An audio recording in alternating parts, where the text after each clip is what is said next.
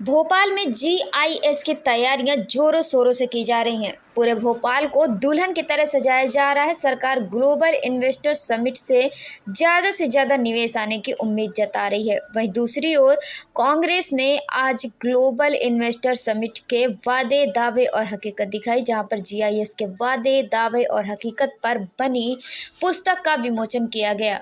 वहीं प्रताड़ित निवेशकों के ऊपर बनाई गई डॉक्यूमेंट्री भी प्रदर्शित की गई। पीसीसी चीफ जीतू पटवारी ने सरकार पर आरोप लगाया है कि सरकार लगातार ग्लोबल इन्वेस्टर समिट तो करती है, लेकिन उसे किसी भी प्रकार का कोई निवेश प्रदेश में नहीं आता। उल्टा जो निवेशक प्रदेश में इन्वेस्ट करना चाहते हैं, सरकार उनके साथ कॉरपोरेट नहीं करती, उन्हें एक सुरक्षित माहौल नहीं मिलता। इसी के साथ नेता प्रतिपक्ष उमंग सिंघार ने बताया कि मध्य प्रदेश में कई ऐसे क्षेत्र हैं जहां पर बढ़ चढ़कर उद्योग स्थापित किए जा सकते हैं, लेकिन सरकार का उसे और ध्यान ही नहीं है। यह निवेश न होने के गुनाहगार कौन? जेपी समूह ने जीआईएस 2014 के दौरान 35,000 करोड़ रुपए के निवेश का वादा किया। कंपनी को पहले चरण में जेपी एसोसिएट्स के माध्यम से 18,000 करोड़ रुपए का निवेश करना था, लेकिन यह अभी तक शुरू नहीं हुआ। जीआईएस 2012 के दौरान सहारा समूह ने डेयरी और कृषि क्षेत्र में 20,000 करोड़ रुपए निवेश करने के लिए समझौता किया, लेकिन एक भी परियोजनाएं शुरू नहीं हुई। महिंद्रा एंड महिंद्रा ने एसयूवी विनिर्माण संयंत्र स्थापित करने के लिए करीब 3,000 करोड़ रुपए निवेश करने में रुचि दिखाई। भोपाल से 20 किलोमीटर दूर बागरोदा में 500 एकड़ जमीन भी देखी, लेकिन समझौते पर हस्ताक्षर नहीं हुए। दिल्ली स्थित सूर्या ग्लोबल का सीमेंट क्षेत्र में प्रवेश और हैदराबाद स्थित सूर्य चक्र समूह का बिजली क्षेत्र में निवेश खनन अनुमति में देरी के कारण स्थगित हो गया। इंदौर जीआईएस 2023 में हांगकांग के एपिक ग्रुप ने भोपाल के पास 35 एकड़ भूमि पर 400 करोड़ रुपए के निवेश की कार्य योजना पर चर्चा की। चर्चा के बाद क्या हुआ पता नहीं चला। जीआईएस दोनों फिल्म बताने का उद्देश्य नकारात्मक प्रदेश की सच्चाई है, और दोनों प्रेजेंटेशन के माध्यम से कांग्रेस पार्टी की सोच है कि सरकार सिर्फ इवेंट पे रहेगी, तो अगली बार जब इन्वेस्टर मीट 9वीं होगी, 9th होगी, तब भी वस्तु स्थिति यही है। मध्य प्रदेश में निवेश की स्थिति 2023 जैसे 7 हो गई, 8वीं अब है। इसमें 32 लाख करोड़ का इससे पहले इन्वेस्टमेंट हुआ है। इसके अलग अलग सरकार ने, मुख्यमंत्री शिवराज जी ने बयान दिए और आप लोगों ने हेडिंग बनाई, मीडिया ने पूरा एक्सपोजर दिया उसका, और मध्य प्रदेश की जनता को भरोसा भी हुआ कि आखिर मुख्यमंत्री इतना प्रयास कर रहे हैं, तो अल्टीमेटली कुछ तो इसका ऐसा असर होगा जो आम औद्योगिक नीति के साथ साथ आम जनता पर और प्रदेश की अर्थव्यवस्था पर इसका असर होगा। जमीनी हकीकत इसके विपरीत क्या है? सरकार ने खुद ने माना, ये कोई हमारे आरोप नहीं है, सरकार के उत्तर है विधानसभा के, और जो आरटीआई से मिले हुए उत्तर या भारत सरकार की जो एजेंसियां उसके द्वारा निर्मित आंकड़े ये बताते हैं कि 10% ही, जो 32 लाख करोड़ की हमने बात की थी, 10% हम उसमें पास हुए हैं, बाकी हम पास नहीं हो पाए। ये हमारी बात नहीं है, सरकार की बात है। दूसरा, भारत सरकार की एक एजेंसी, भारत सरकार की एजेंसी है जो फंडिंग भारत सरकार करती है, नरेंद्र मोदी जी करते हैं, एसोमेच। इसकी इस संस्था ने कहा कि सिर्फ 3% के आसपास निवेश हुआ। 32 लाख करोड़ का 3%, यानी लगभग 3-3.5 लाख करोड़ ही निवेश हुआ। ये मोदी जी की द्वारा, सरकार द्वारा जो घोषित एजेंसी है उसका आंकड़ा। साथियों, मैंने आप सबको एक हम अभी इस तरह का डॉक्यूमेंट देंगे, इस तरह का, उसमें पूरी डिटेलिंग हो रहा है। उसमें 2007 में 1,20,000 करोड़ की बात हुई थी, 14% इसमें उन्होंने अपना कंप्लीट किया, सरकार के आंकड़े, मेरे नहीं। ऐसे ही अलग अलग में आखिरी जैसा मैंने कहा कि 10% का सरकार का आंकड़ा है, इस तरह का आपको एक अभी हम दे रहे हैं जो हर तरह की अलग अलग इन्वेस्टर मीट के सरकार के दावे और सरकार द्वारा ही कितना कंप्लीशन हुआ, कितना इन्वेस्ट आया, कितना जमीन पर उतरा, उसके आंकड़े। तो ये 2007 के हैं, 10 के हैं, 12 के हैं, 14 के, 16 के और 23 के। जो 23 में हुई उसमें कहा 15 लाख करोड़ रुपए इन्वेस्ट हुए, उसमें 1,95,000 करोड़ रुपए इन्वेस्ट हुआ। और इसके पीछे रोजगार कितना मिला, तो पिछले साल जो रोजगार कार्यालय का आंकड़ा था वो था 37 लाख रोजगार पंजीयन हुए हैं। और सरकार ने जो इसमें बताया वो हुआ करीब 38,000 हमने रोजगार दिए हैं। मतलब ये दोनों बातें सरकार की के असली चेहरे को बताती है। हम कोई आरोप, कोई प्रत्यारोप, एक सरकार को कोई नकारात्मक एक विपक्ष की भूमिका नहीं निभाना चाहता। दूसरा, जैसा इस पे भी आपको दिखा है, ये मैंने जैसा बताया अलग अलग, आप इसकी हम एक प्रतिलिपि भी देंगे, क्योंकि लंबा समय लगेगा तो मैं छोटे में आप सबको समझाना कि ये वेयर हाउसिंग वाले जरा इधर आ जाए, उनको कुर्सी दो भैया, आपसे सीधे भी बात करें। 2023 की इन्वेस्टर समिट जो सबसे लास्ट 2023 की इन्वेस्टर समिट, उसमें 15 लाख करोड़ रुपए, जैसे मैंने कहा 29 लाख रोजगार के दावे थे, 29 लाख रोजगार मिले जो हमारे मुख्यमंत्री जी ने कहा है। और इसमें 3800 रोजगार ही मिल पाए।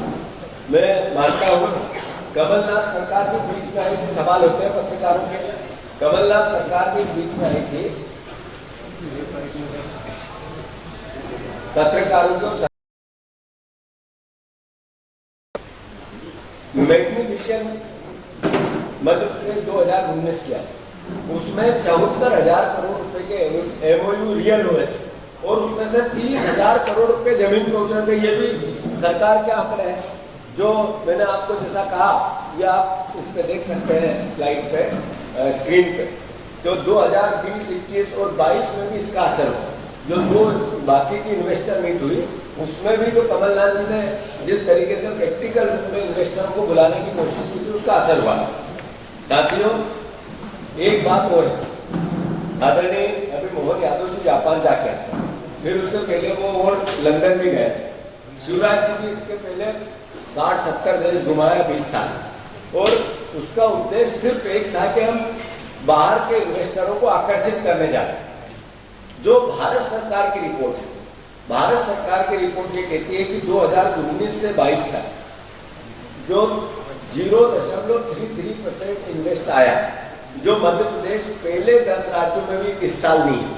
मतलब जहां महाराष्ट्र में 27.87% बाहर का इन्वेस्ट आया, विदेशी निवेश हुआ, मध्य प्रदेश में 0.33% हुआ।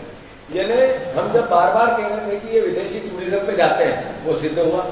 शिवराज जी कहा जो बार बार विदेश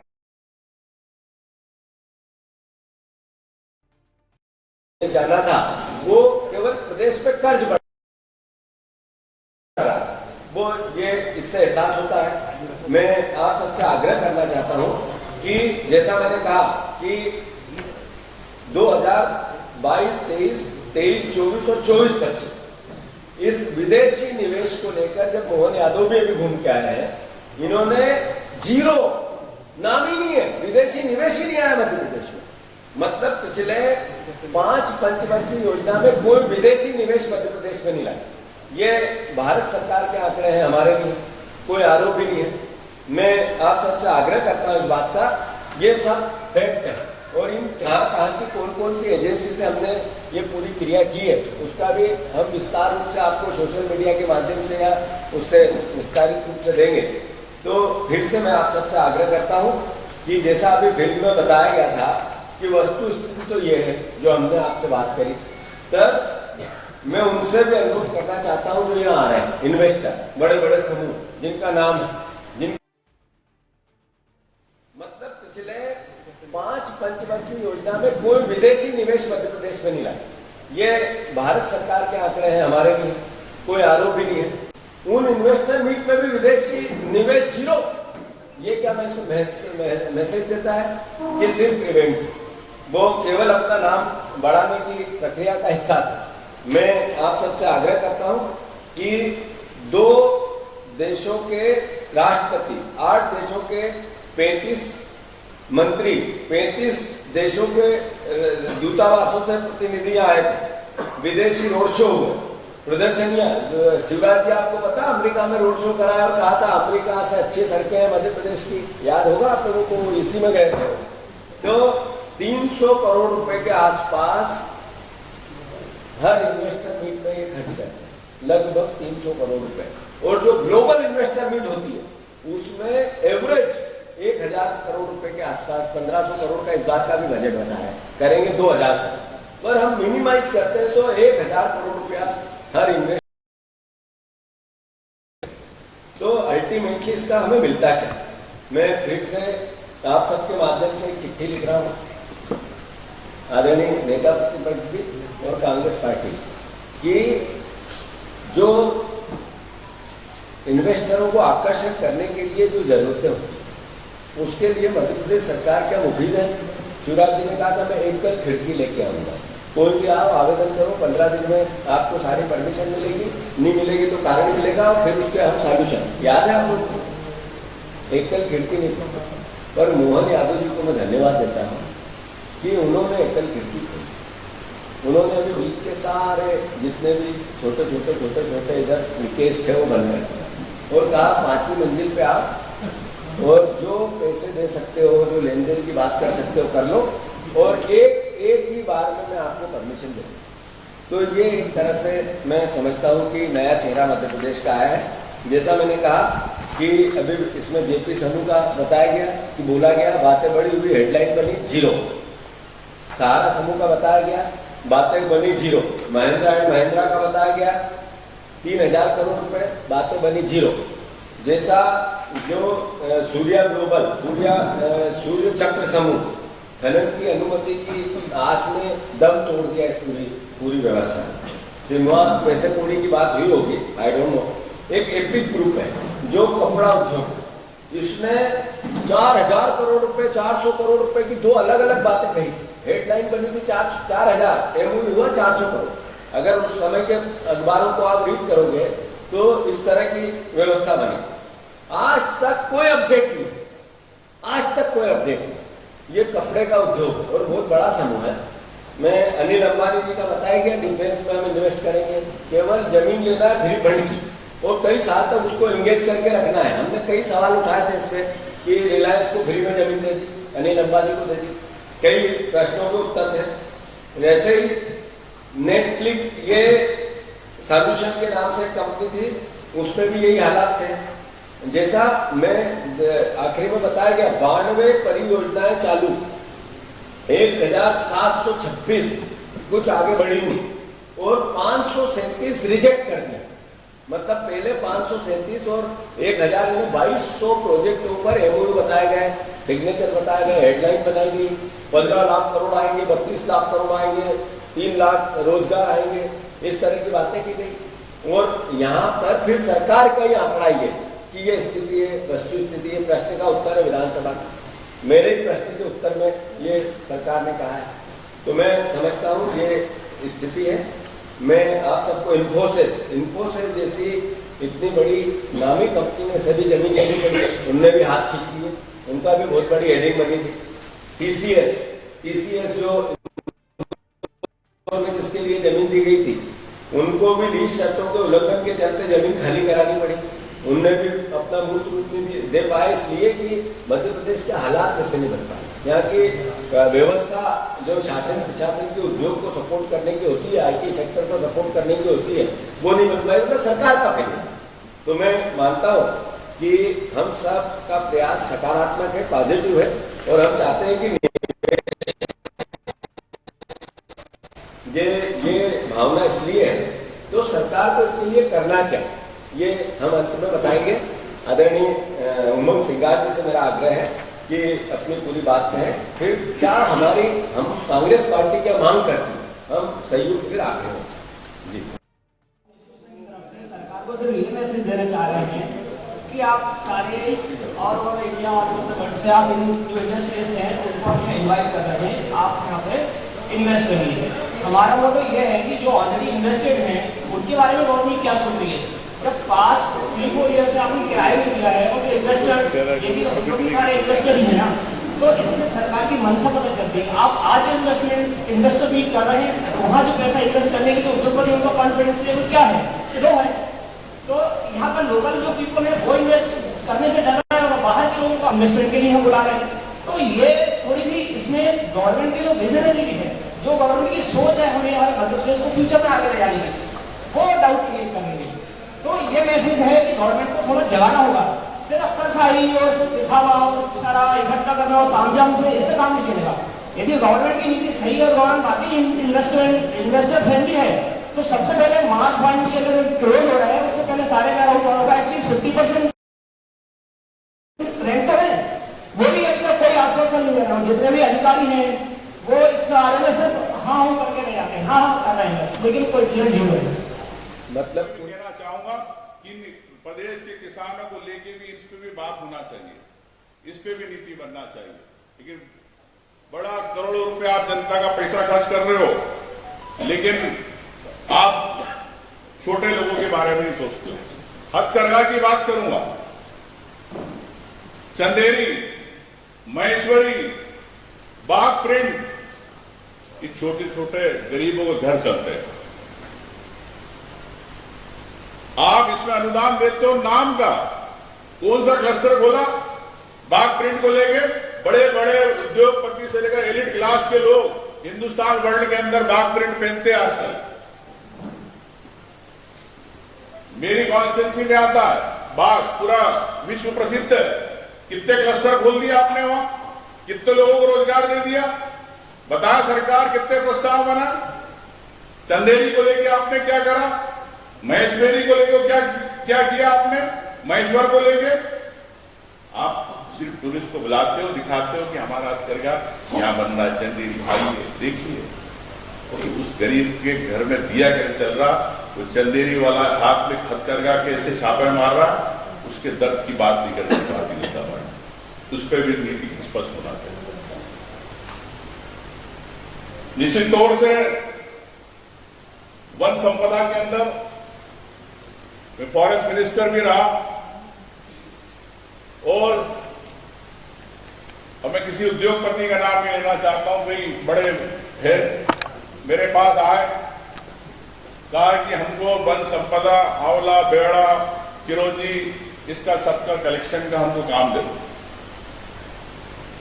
मैंने पूछा हूं कितना हो, जैसा 200 करोड़ 500 करोड़, मैंने तो सरकार ही कर दी, डाल दिया। वो सरकार लाना चाह रही है उनको। उस समय भी जाकर ऐसा होगा तो मैं बताऊंगा कि सरकार क्या सोच रही है। अभी इस ग्लोबल मीट के बाद पता चलेगा। तो फिर आए कल वापिस महीने भर बाद, मेरे कहा नहीं यार, तुम ये बताओ कि इन गरीब जो किसान आदिवासी है, जो जंगलों में अन्य समाज के लोग हैं, जो अपना जीवन यापन करते हैं, महुआ बीनते, आंवला, लघु वनोपज जो भी चीजें हैं, उससे उनकी जीविका चलती है, उनको क्या फायदा होगा? तो सर जो उनसे हम लेंगे तो रेट बताओ तुम्हें कितना फायदा हो, उनको कितना होगा। बड़े घुमा फिरा के बाद में बताया कि सर हमको 4000 करोड़ के करीब इसमें हमको यहाँ पे मिलेगा। तो सरकार राज्यों में दिखाती है 150-200 करोड़ रुपए, और उद्योगपति 3-4 हजार करोड़ रुपए वन संपदा से ले आ रही चीजें ब्लैक मार्केट से। कि सरकार इन वन समितियों के लिए, जो प्रदेश में है हजारों समितियां हैं, क्या उसके लिए नीति बनाएगी? प्रदेश में आप महुआ को लेके बोलते हो कि महुआ को लेके शराब बनाएंगे, हम यहाँ के लोकल ब्रांडिंग करेंगे, यहाँ के लोगों को फायदा होगा। शराब की आप डिस्टिलरियां खोलना चाहते हो, बड़े लोगों को फायदा, लेकिन उस गरीब आदिवासी किसान को लेके उस महुआ की आप शराब की पॉलिसी कागज पे बनाते हो, लेकिन उसके लिए आप नहीं उसको रोजगार देना चाहते। इस पे सरकार की स्पष्ट नीति होना चाहिए। निश्चित तौर से कई मामले हैं, लेकिन मैं ये भी कहना चाहता हूं कि इंदौर के पास नेशनल पार्क को लेकर जब ये डैम बन रहा था, उसको लेकर सुप्रीम कोर्ट में एनबीडीए ने हलफनामा दिया था कि जो जमीन जाएगी उसको लेके हम यहां पर नेशनल पार्क बनाए। रिजर्व फॉरेस्ट वहां पे फेंसिंग कही हुई, कोई अतिक्रमण नहीं है, कोई कब्जा नहीं है। 650 किलोमीटर से ज्यादा एरिया ओंकारेश्वर के पास। आपने क्यों नहीं नेशनल पार्क बनाया? क्या आप उद्योग की बात करते हो? जब वहां ताज आ सकता, उबराया आ सकता, कई होटल्स आ सकते, तो क्यों नहीं आपने नेशनल पार्क बनाया? वन प्राणी शहरों में आ रहे, वन प्राणी रोडों पे आ रहे, उनके लिए आपने नेशनल पार्क क्यों नहीं बनाया? अगर नेशनल पार्क बनता तो आज पर्यटन बढ़ता। आज इंदौर एक फाइनेंशियल कैपिटल माना जाता है मध्य प्रदेश की, क्यों नहीं? ये उद्योग से जुड़ा, उद्योगपति को एनवायरमेंट मिलता अपने परिवार के लिए, पर्यटन के लिए, सब चीजें। तो मैं ये कहना चाहता हूं, ऐसे कई मुद्दे हैं, लिस्ट लंबी है, लेकिन मैं संक्षिप्त में चाहूंगा, अंतिम में यही कहूंगा कि ऐसे कई मामले उदाहरण देना चाहूंगा कि लघु उद्योग के लिए जब कोई उद्योग लगाता है, नए उद्योग, उसको 33 kVA का कनेक्शन लेना पड़ता है और उसके लिए सरकार 18 लाख रुपए जमा कराती है। जब तक उसका उद्योग चलता है, जब तक उसका 18 लाख रुपए के हिसाब से भरता रहता है, छोटा आदमी 1-1.5 करोड़ रुपए भर देता। उद्योग 1 साल बाद चालू था, एक दिन में चालू नहीं हो जाता, आप भी जानते। तो छोटा उद्योगी का क्या, आपको जितनी बिजली ले रहा है उतने पैसे लो, लेकिन आप सिर्फ 1.5 करोड़ रुपए अगर 5 करोड़ का उद्योग डाल रहा है, 6 करोड़ का, 3 करोड़ का, आप उससे 18 लाख रुपए लो। ये कैसी नीति, ये कैसा आप उद्योग के लिए आप एनवायरमेंट तय करेंगे?